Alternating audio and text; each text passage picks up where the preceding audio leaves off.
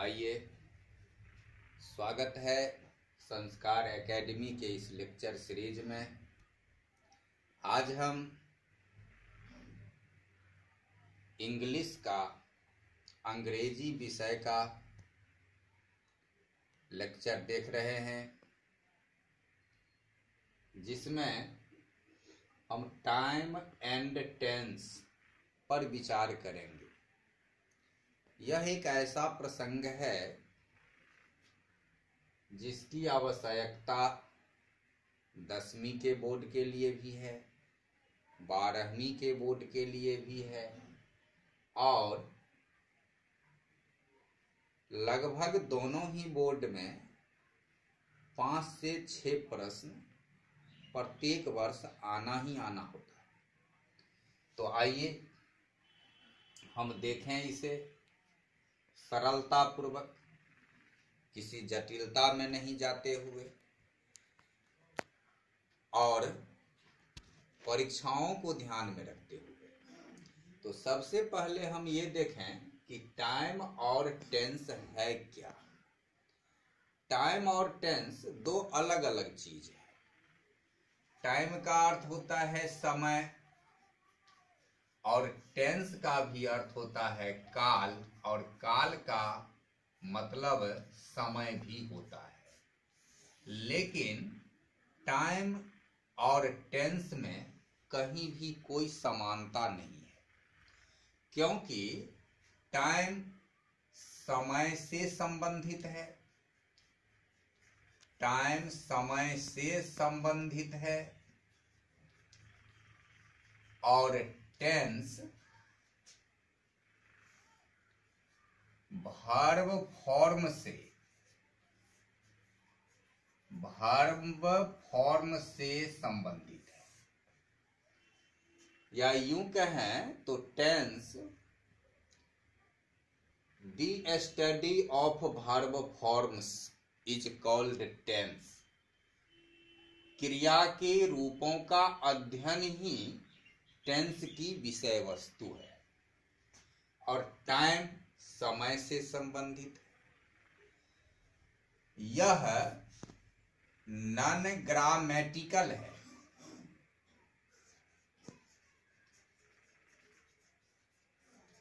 यह non grammatical है, अर्थात टाइम का किसी व्याकरण से कोई लेना देना नहीं है, जबकि टेंस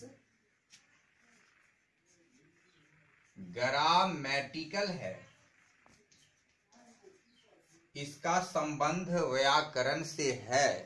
व्याकरण के सिद्धांत के आधार पर इसका प्रयोग और विवेचना होता है, लेकिन समय को ग्रामर से, व्याकरण से कुछ भी लेना देना नहीं है। यह दूसरा अंतर है टाइम और टेंस में। तीसरा अंतर है कि टाइम समय को निर्देशित करता है। टाइम समय को प्रेजेंट, पास्ट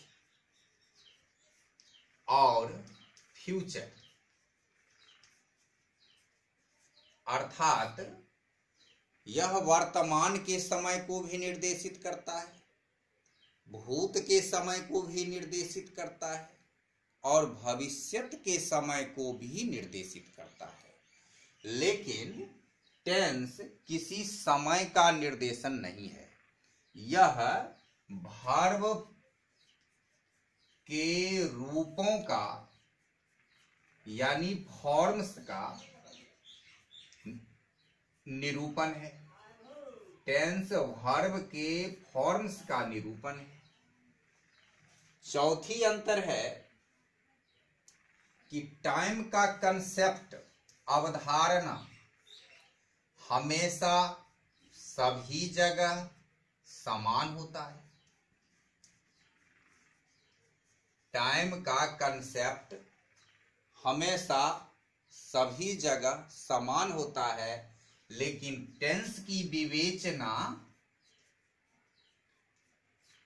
भिन्न भिन्न भाषाओं में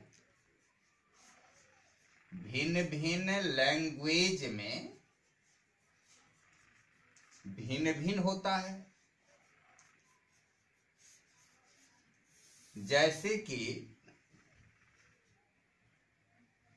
अंग्रेजी में टेंस के 3 भेद में प्रत्येक टेंस के 4 उपभेद हैं, वही हिंदी में जाकर बदल जाता है। वर्तमान काल के अलग भेद हैं, भविष्यत काल के अलग भेद हैं और भूतकाल के अलग भेद हैं। तो मुख्य रूप से टाइम और टेंस में ये 4 अंतर है। पहली अंतर हुआ कि टाइम समय से संबंधित है, जबकि टेंस वर्ब फॉर्म से संबंधित है।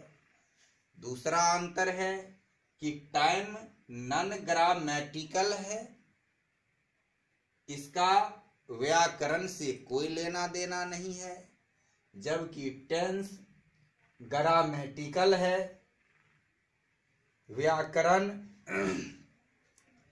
के आधार पर ही इसकी विवेचना होता है और प्रयोग होता है। तीसरी बात है कि टाइम प्रेजेंट, पास्ट और फ्यूचर तीनों के समय को निर्देशित करता है, जबकि टेंस वर्ब के विभिन्न फॉर्म्स को निरूपित करती है।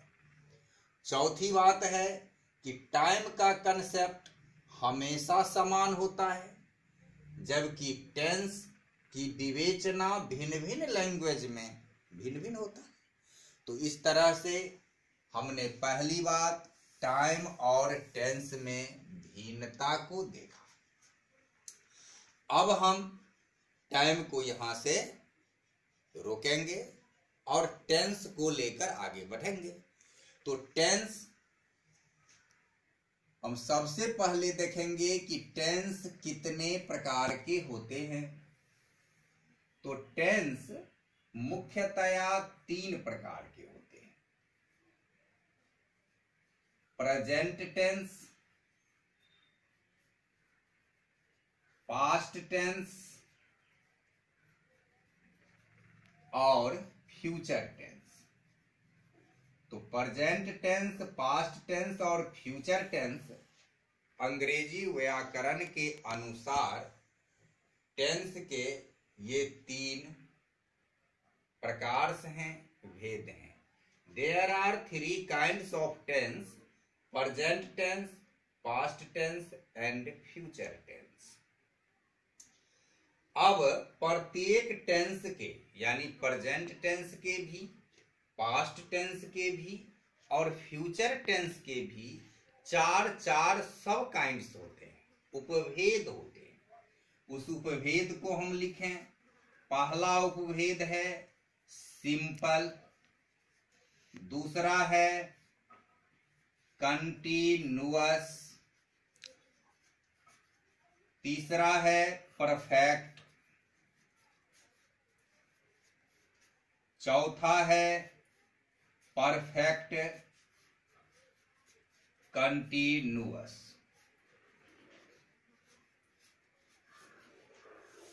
अर्थात जब हम प्रेजेंट टेंस की बात करेंगे तो प्रेजेंट टेंस के 4 उपभेद हैं: simple present tense, present continuous tense, present perfect tense, present perfect continuous tense. पहले टेंस सिंपल में सिंपल के बाद प्रेजेंट लगाते हैं और बाकी में प्रेजेंट से ही शुरू करते हैं। तो simple present tense, present continuous tense, present perfect tense, present perfect continuous tense. इसी तरह यदि पास्ट टेंस पर विचार करेंगे तो simple past tense, past continuous tense, past perfect tense, past perfect continuous tense. यदि फ्यूचर पर विचार करेंगे तो simple future tense, future continuous tense, future perfect tense, future perfect continuous tense. तो इस तरीके से प्रत्येक टेंस के चार चार उपभेद होते हैं। अब हम एक एक उपभेद लेकर के उनके प्रयोग को देखेंगे, अनुवाद के नियम को देखेंगे।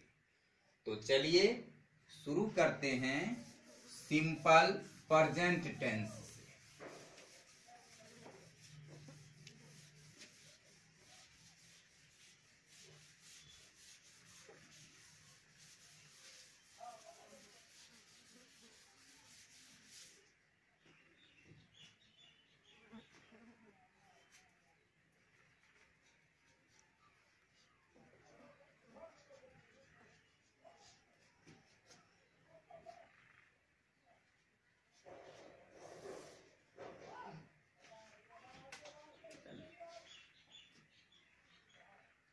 सिंपल प्रेजेंट टेंस, अब हमको ये देखना है कि टेंस को हम दो खंडों में बांटकर पढ़ेंगे। एक खंड अनुवाद का खंड है और एक खंड प्रयोग का खंड है, अनुप्रयोग का खंड है। यानी एक में हम ट्रांसलेशन के नियम को देखेंगे, एक में है ट्रांसलेशन का नियम और दूसरा है यूजेज ऑफ टेंस यानी यूजेज ऑफ वर्ब फॉर्म्स। और 2 से 3 प्रश्न यूजेज ऑफ टेंस से आता है और 3 से 4 प्रश्न ट्रांसलेशन से आता है टेंस के अंतर्गत, वे चाहे 10वीं का बोर्ड हो या 12वीं का बोर्ड हो। अब सिंपल प्रेजेंट टेंस को हम आज की वीडियो में ट्रांसलेशन को देख रहे हैं। सबसे पहली बार हम किसी भी हिंदी वाक्य का जब ट्रांसलेट करने जाते हैं तो हम पहचान कैसे करेंगे कि ये वाक्य सिंपल प्रेजेंट टेंस है। पहली बात तो हम यही पहचानेंगे कि जिस वाक्य का हम अनुवाद कर रहे हैं वह वाक्य क्रिया से संबंधित है कि नहीं। यदि हमें यहाँ वाक्य आता है कि राम सुंदर है या राम सुंदर लड़का है, तो इस वाक्य में कोई भी वर्ब फॉर्म्स नहीं हो रहे, कोई भी क्रियाएं नहीं हो रही है। यह एक इंट्रोडक्शन है, एक परिचय है, एक विश्लेषण है कि राम सुंदर लड़का है। इसमें वर्ब फॉर्म्स कहीं कुछ नहीं है। तो ऐसे वाक्य पर हम टेंस का विचार ही नहीं करेंगे। हम टेंस का विचार ऐसे वाक्य पर करेंगे जिसमें कुछ कार्य हो रहा होगा, कुछ उसमें क्रियाएं हो रही होगी। ऐसे वाक्य पर हम सोचेंगे कि वह किस टेंस का है। तो हिंदी वाक्य में सामान्य पहचान है ता है, ती है, ते हों, ता हूं। यदि हम इन बातों को देखते हैं तो हम मानते हैं कि यह वाक्य सिंपल प्रेजेंट टेंस का है। तो अब सिंपल प्रेजेंट टेंस का ये वाक्य है। अब पहचान में हम इसे एक और बात कर लें कि अंग्रेजी वाक्य को हम कैसे पहचानेंगे। अंग्रेजी वाक्य को कैसे पहचानेंगे कि वह सिंपल प्रेजेंट का है। इसकी आवश्यकता कहाँ होगी? जब हम वॉइस बनावेंगे, जब डायरेक्ट स्पीच पढ़ेंगे, डायरेक्ट से इनडायरेक्ट से डायरेक्ट स्पीच बनाना पढ़ेंगे, तब हमें अंग्रेजी वाक्य को पहचानना होगा कि वह किस टेंस के हैं। तो हम यहाँ उसको भी लिख लें कि यदि वाक्य में V1 या V5 है तो समझ जाएंगे कि हमारा वाक्य सिंपल प्रेजेंट टेंस है। तो हमने ये पहचान दिया कि ता है, ती है, ते हो, ताहू रहेगा, मानेंगे सिंपल प्रेजेंट टेंस है। उसकी पहचान है V1 या V5 अंग्रेजी वाक्य में रहता है। अब हम अनुवाद नियम पर बात करें कि इसका अनुवाद नियम क्या है, हम किस तरह से इसका अनुवाद करेंगे। तो अनुवाद नियम आने पर हम वाक्य को बांट कर पढ़ेंगे कि हमारा वाक्य किस तरह का वाक्य है। यदि हमारा वाक्य सामान्य रूप से है, सकारात्मक है, तो हमारा नियम आएगा सब्जेक्ट प्लस V1 या V5 plus object plus remaining matter, अवशेष बातें। नियम को हम लिखते चलेंगे। तो अनुवाद नियम हुआ सब्जेक्ट प्लस V1 या V5 plus object plus RM। अब सब्जेक्ट हम किसको कहते हैं? पहले ही हमने कहा कि ऐसा वाक्य टेंस से रिलेटेड होता है जिसमें कुछ क्रियाएं होती है, तो उस क्रिया को जो करने वाला है, क्रिया को जो अंजाम देने वाला है, उसको हम सब्जेक्ट कहते हैं। उसके बाद ऑब्जेक्ट है कि सब्जेक्ट के अतिरिक्त वर्ब का प्रभाव या फल जिस पर पड़ता है उसे हम ऑब्जेक्ट कहते हैं। और जो बात की बातें होगी वह होगा, हम उदाहरण देख लें। जैसे वे लोग किताब पढ़ते हैं, वे लोग किताब पढ़ते हैं। तो यहां हम देखते हैं कि इस वाक्य के अंत में ते है से वाक्य के अंत हुआ है, कार्य हो रहा है पढ़ने का। तो पढ़ने का कार्य हो रहा है तो टेंस के अंतर्गत है। अंत में ते है तो सिंपल प्रेजेंट है। अब हम इसमें सब्जेक्ट को खोजेंगे, कौन पढ़ रहा है? तो वे लोग। तो वे लोग के लिए हम यहां दे लिख देंगे। अब हम वर्ब खोजेंगे, पढ़ना। तो रीड, यहां हम रीड V1 देंगे। अब V1 क्यों देंगे? तो यहां हम नोट कर लेंगे कि जब हमारा सब्जेक्ट I, we, you और दे रहता है तो इसके साथ हम V1 लगाते हैं, और यदि ही, सी, इट या नाम रहता है तो उसके साथ हम V5 लगाते हैं। ऐसा इसलिए कि हम इन बातों को सब्जेक्ट वर्ब एग्रीमेंट में पढ़ेंगे कि प्लुरल के साथ प्लुरल वर्ब होगा और सिंगुलर के साथ सिंगुलर वर्ब होगा।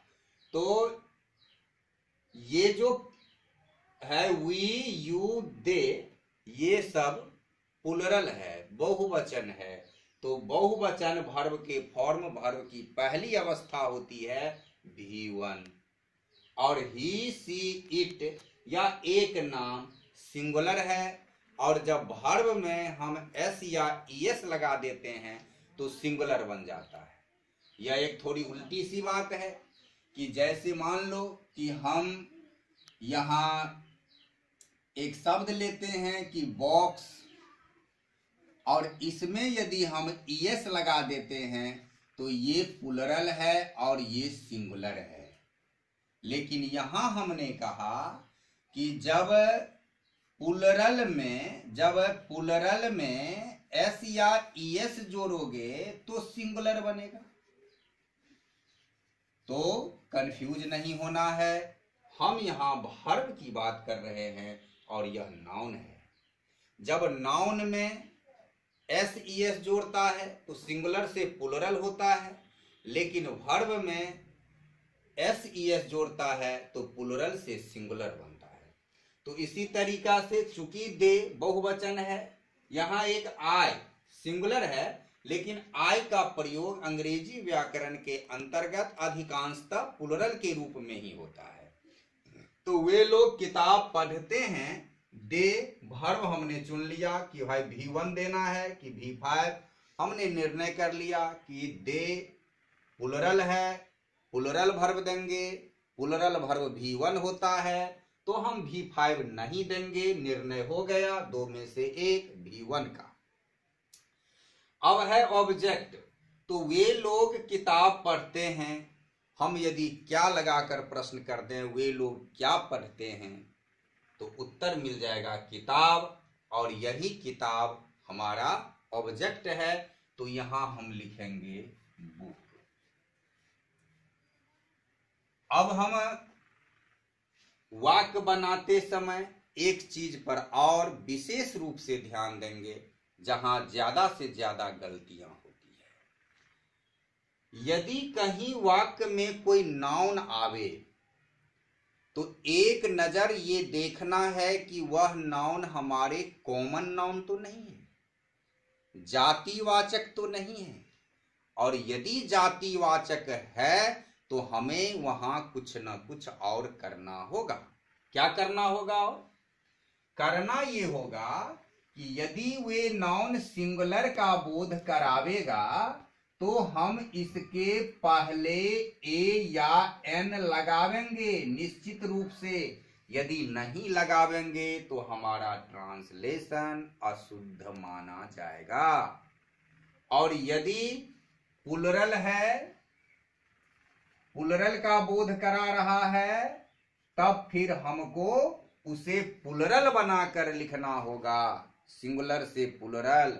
तो इस तरीका से दे रीड बुक, वे लोग किताब पढ़ते हैं। क्योंकि पढ़ने का काम एक बार में एक ही किताब का हो सकता है, तो यह हमें सिंगुलर का संकेत दे रहा है, तो हम इसके पहले ए लगावेंगे, they read a book, full stop करेंगे, हमारा अनुवाद बन गया। इसी तरीके से एक और उदाहरण देख लेते हैं। वह गीत गाती है, वह गीत गाती है, तो गाने वाली वह है, वह के लिए पुरुष रहेगा तो ही, स्त्रीलिंग रहेगा सी, तो यहां हम लिखेंगे कि सी। और सी, अब देखो सिंगुलर आया, सिंग को सिंगुलर बनावेंगे तो SING, एस जोड़ देंगे, V5 हो गया। सिंग्स, क्या गाती है? सॉन्ग, सॉन्ग भी एक कॉमन नाउन है, गाने वाली एक बार में एक ही गीत गा सकती है, इसलिए यह सिंगुलर का संकेत कर रहा है, तो इसके पहले भी हम ए देंगे। तो यहां full stop, she sings a song, ये हमारे अनुवाद है। अब हम दूसरे नियम की बात करते हैं। दूसरा नियम यह है कि जब वाक्य नकारात्मक है, जब वाक्य नकारात्मक है, यानी वाक्य में कर्ता के द्वारा कार्य होने को निषेध किया जा रहा है कि वह नहीं करता है। जैसे कि हम यहां देखें कि तुम रोटी नहीं खाते हो, तुम रोटी नहीं खाते हो। अब यहां तुम जो सब्जेक्ट है, रोटी खाने का निषेध हो रहा है कि रोटी नहीं खाता है, वह खाने की क्रिया रोटी पर नहीं कर रही है। तो ऐसे ही वाक्य को हम नकारात्मक वाक्य बोलते हैं। और नकारात्मक वाक्य के लिए जैसा कि देखो हम अनुवाद नियम करेंगे, इसमें सब्जेक्ट के बाद V1 V5 है, कोई भी सहायक क्रिया नहीं है। Is, am, are, was, were, has, have, had, shall, should, will, would, can, could, may, might, dare, ought, कुछ नहीं है। तो ये बात है कि हमारे जो सिंपल प्रेजेंट टेंस है उसमें कोई भी सहायक क्रिया नहीं है, लेकिन एक बात है कि हमें इस वाक्य में नकारात्मक शब्द नोट देना होगा, और स्थिति ये बनती है कि नोट बिना सहायक क्रिया का नहीं आता, सहायक क्रिया के बाद ही नोट लगता है। तो हम यहां एक सहायक क्रिया उत्पन्न करते हैं, वह सहायक क्रिया है डू।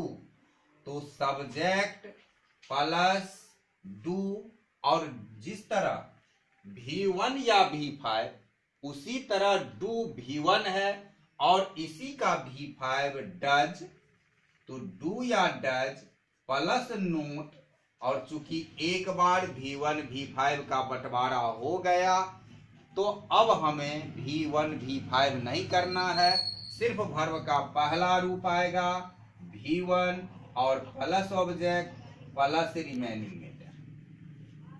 यही हमारे अनुवाद के नियम हैं। जब वाक्य नकारात्मक है, सब्जेक्ट प्लस डू या does plus note plus V1 plus object. चलो बनाते हैं। तुम रोटी नहीं खाते हो, यू। अब यू के साथ निर्णय करना है, डू दें कि डज, यू सिंगुलर है कि प्लुरल। यू का प्रयोग यहाँ तुम है, सेंस सिंगुलर का है, लेकिन यू का प्रयोग हमेशा प्लुरल फॉर्म में ही होता है, तो हमें V1 ही देना है और V1 के लिए डू देना है। फिर इसके बाद हमको निगेटिव वर्ड नोट लगाना है। इसी नोट के लिए तो डू को हमने उत्पन्न किया है। यू डू नॉट खाना है, ईट रोटी, तो ब्रेड, और ब्रेड के पहले ए कॉमन नाउन है, इसलिए you do not eat bread, eat A bread. You do not eat A bread, बस हो गया। तुम रोटी नहीं खाते हो, you do not eat A bread. यही हमारे नकारात्मक वाक्य है जो सिंपल प्रेजेंट टेंस है। खाते हो, ते हो, तो हम इसे सिंपल प्रेजेंट में बदल दिया, और नकारात्मक है क्योंकि नहीं है। तो इस तरीका से ये दो तरह के वाक्य हुए। अब हम आगे बात करेंगे कि जब वाक्य प्रश्नात्मक है,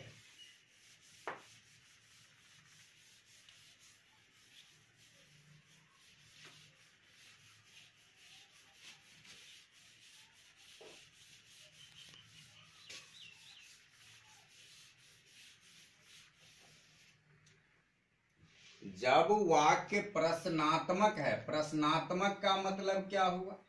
जिस वाक्य में प्रश्न पूछा जा रहा हो। जब वाक्य प्रश्नात्मक हो, प्रश्न पूछा जाए। और देखो, प्रश्न भी दो तरह के होते हैं।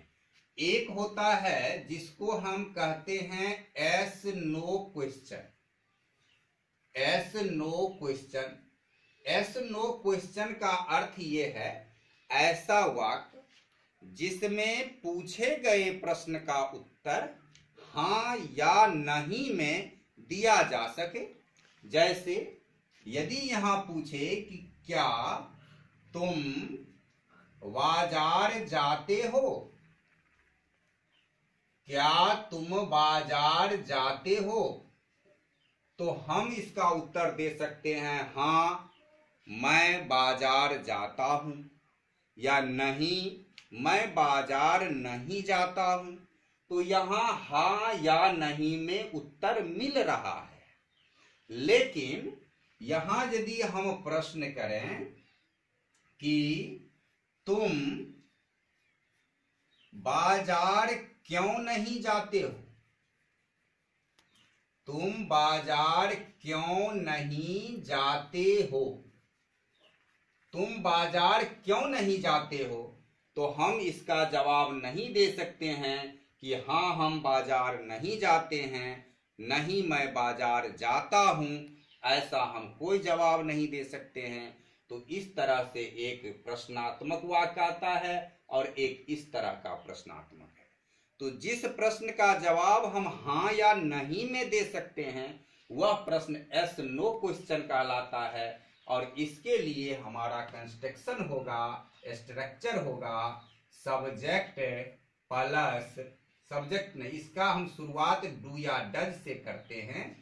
डू या does plus subject plus V1 plus object plus remaining matter और अंत में इंट्रोगेशन मार्क प्रश्नवाचक चिन्ह। एसनो क्वेश्चन हमें जहां कहीं मिले, एक इस बात को हमें गांठ बांध लेनी है कि एसनो क्वेश्चन हमें जहां कहीं भी मिलेगा तो हमें क्रिया से ही वाक्य को शुरू करना होगा। तो ये क्रिया डू डज सहायक क्रिया के रूप में हमने इसको उत्पन्न किया है, तो ये क्रिया शुरू में आएगा, सहायक क्रिया ही शुरू में आता है। क्या तुम बाजार जाते हो, तुम है, तुम के साथ हम डू का प्रयोग करेंगे, तो यहां लिखेंगे डू, फिर हम इसके तुरंत बाद सब्जेक्ट को लाएंगे डू यू। अब है कि वर्ब देना है, वर्ब है जाना, तो डू यू गो। अब कहां, बाजार, मार्केट।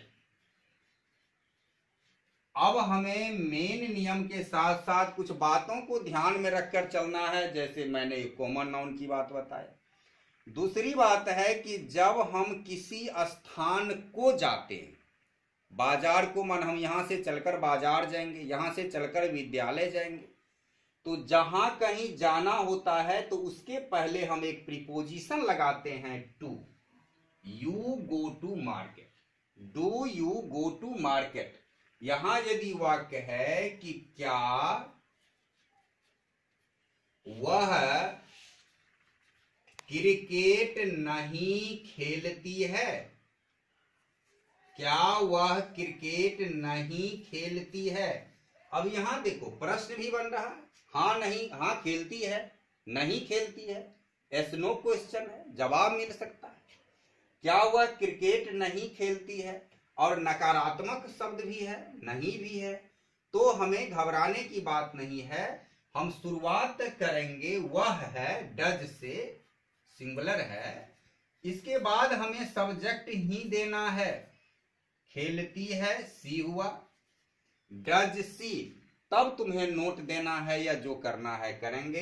तो डज सी नोट। अब हम V1 खोजेंगे, खेलना, does she note play cricket, does she note play cricket, और यहां प्रश्नवाचक चिन्ह दे देंगे, तो हमारा वाक्य हो गया, क्या वह क्रिकेट नहीं खेलती है, does she note play cricket. अब इसके लिए हम क्या करेंगे, इसे क्या कैसा हम प्रश्न कहते हैं, तो इस तरह का प्रश्न जिसका जवाब हमें एस नो क्वेश्चन में नहीं आता है, जिसका उत्तर हमें एस या नो में नहीं आता है, ऐसे वाक्य को हम कहते हैं WH क्वेश्चन। WH क्वेश्चन, इसका मतलब ये होता है कि इसका प्रश्न या तो W से शुरू होने वाले शब्दों से होगा या फिर H से शुरू होने वाले शब्दों से होगा।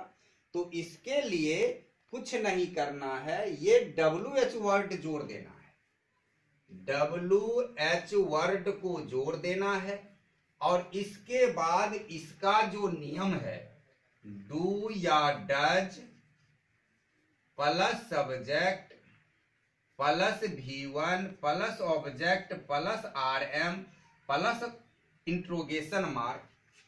तो तुम बाजार क्यों नहीं जाते हो, यहां WH वर्ड है क्यों, तो क्यों के लिए हम लिखेंगे व्हाई, तुम है इसके साथ डू, फिर हम सब्जेक्ट देंगे यू, क्यों नहीं भी है तो नोट, तो why do you not go to market,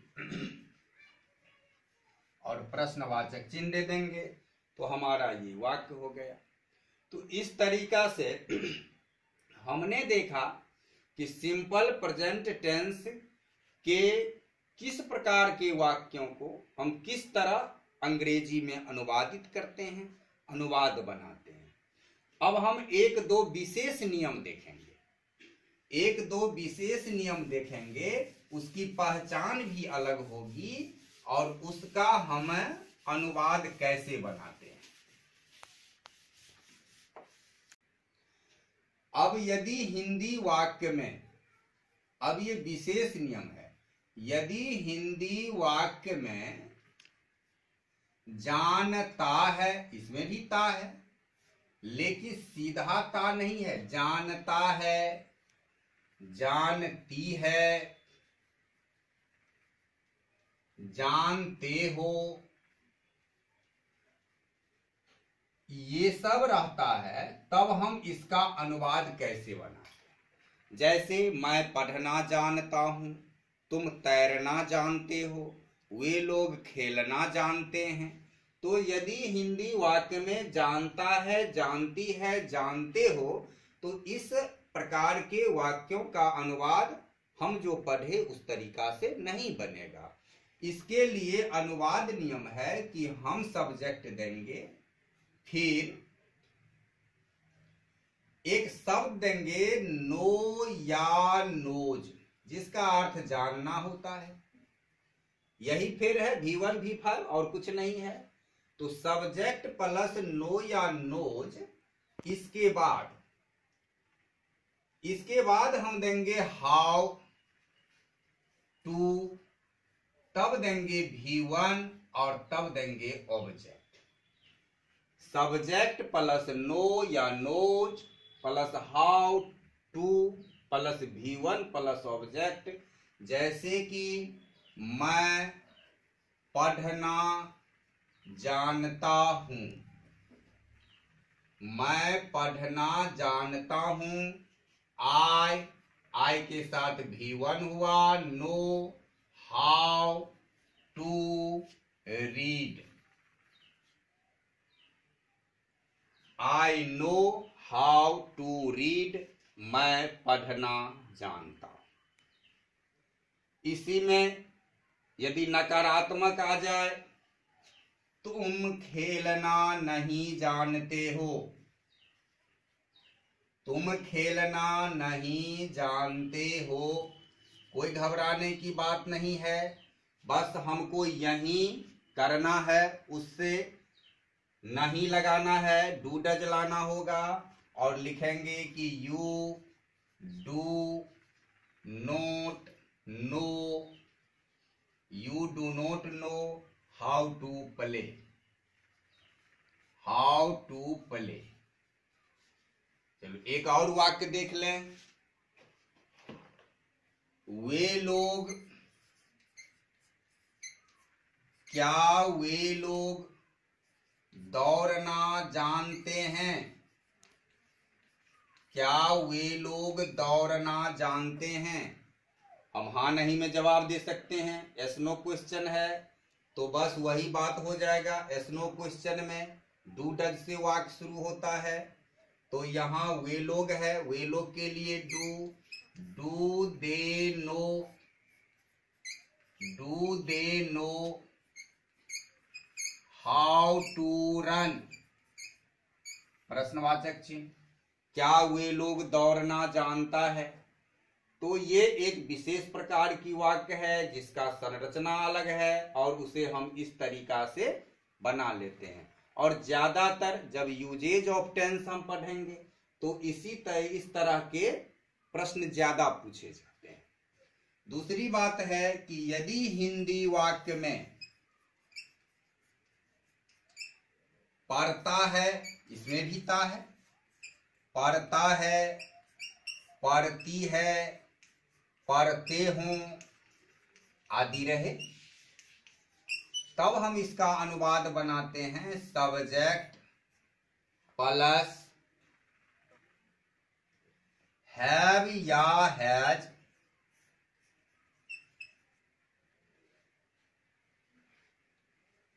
plus two plus V1 plus object. जैसे मुझे पढ़ाना पड़ता है, वाक्य है मुझे पढ़ाना पड़ता है, यानी मजबूरी है पढ़ाना, मुझे पढ़ाना पड़ता है, तो हम इसका बनाएंगे आई। मुझे का मी नहीं लिखना है, आई लिखना है। सब्जेक्ट के रूप में आई होता है, यहां ऑब्जेक्ट के रूप में, यहां ऑब्जेक्ट के जैसा लगने वाला सब्जेक्ट है, लेकिन हम उसको सब्जेक्ट बनाकर लिखेंगे आई के साथ हैव होगा। जहां जहां हमने V1 दिया है वहां वहां हैव देंगे, और जहां V5 दिए हैं हैज देंगे। तो I have to teach, I have to teach, मुझे पढ़ाना पड़ता है। इसी तरह यदि नहीं रहेगा, तुम्हें दौड़ना नहीं पड़ता है, तुम्हें दौड़ना नहीं पड़ता है, तो यही बनाएंगे। तुम्हें यू है, यू के साथ हैव होगा V1। यू हैव नोट लगा देंगे, ऑलरेडी यहां सहायक क्रिया हैव भी सहायक क्रिया है, आया हुआ है। You have not to run. तो इस तरीका से ऐसे यदि प्रश्न से शुरू हो वाक्य, जैसे क्या उन्हें गीत गाना पड़ता है, हाँ नहीं में जवाब हो सकता है, यस नो क्वेश्चन है। उन्हें माने पड़ता है, ही लेंगे, ही के साथ हम हैज देंगे, तो हैज पहले आ जाएगा। हैज ही गीत गाना पड़ता है, has he to sing a song. प्रश्नवाचक चिन्ह, has he to sing a song. तो इस तरीका से हमने सामान्य के बाद दो विशेष नियम पढ़ा। अनुवाद मुख्य रूप से यदि ये 3 नियम हम तैयार कर लेते हैं तो अनुवाद इससे अलग सिंपल प्रेजेंट टेंस का नहीं पूछेगा। अब हम अगले लेक्चर में, अगले वीडियो में हम सिंपल प्रेजेंट टेंस के प्रयोग पढ़ेंगे कि कहाँ कहाँ इसका प्रयोग होता है। और यदि वीडियो अच्छा लगा हो तो इसे लाइक करना, अपने दोस्तों के बीच ज़्यादा से ज़्यादा शेयर करना। बहुत महत्वपूर्ण टॉपिक है, और इस टॉपिक से 10वीं या 12वीं बोर्ड हो, कम से कम 3-4 प्रश्न आ ही जाते हैं। तो इस तरीका से यदि चैनल पर नए हो तो सब्सक्राइब करना। कहीं कोई समझने में दिक्कत हो या कोई शिकायत सुझाव हो तो कमेंट बॉक्स में लिखकर भेजना, कोशिश करेंगे उसे दूर करने के लिए। तब तक आज फिलहाल इतना ही, और बहुत बहुत धन्यवाद वीडियो देखने के लिए।